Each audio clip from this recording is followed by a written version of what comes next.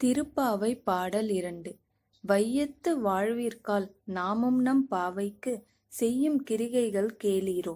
பார்க்கடலுள் பையத்துயின்ற பரமன் அடிப்பாடி நெய்யுண்ணோம் பாலுண்ணோம் நாட்காலே நீராடி மையிட்டு எழுதோம் மலரிட்டு நாம் முடியும். செய்யாதன செய்யும் தீக்குறளை சென்றோதோம் ஐயமும் பிச்சையும் ஆந்தனையும் கைகாட்டி உய்யுமாறெண்ணி உகந்தலேலோர் எம்பாவாய். திருமால் கண்ணனாக அவதரித்து ஆயர்பாடியில் வாழும் சிறுமிகளே, நாம் இவ்வுலகில் இருந்து விடுபட்டு அந்த பரந்தாமனின் திருவடிகளை அடைவதற்காக நாம் செய்த பாவையை வணங்கி விரதம் இருக்கும் வழிமுறைகளை கேளுங்கள்.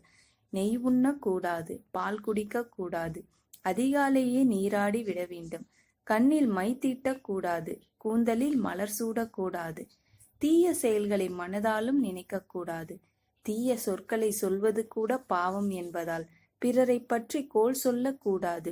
இல்லாதவர்களுக்கும் துறவிகளுக்கும் ஞானிகளுக்கும் அவர்கள் போதும் என்று சொல்லும் அளவு தர்மம் செய்ய வேண்டும். ஒரு செயலில் வெற்றி பெற கட்டுப்பாடு மிகவும் அவசியம். வாயை கட்டி போட்டால் மனம் தானாக கட்டுப்படும்.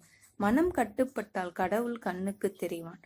அதனால் தான் பாவி நோம்பின் போது நெய், பால் முதலியவற்றை தவிர்த்து உடலை காப்பதுடன் தீய சொற்கள், தீய செயல்களை தவிர்த்து மனதை சுத்தமாகவும் கடமையாக்குகிறாள் ஆண்டாள்.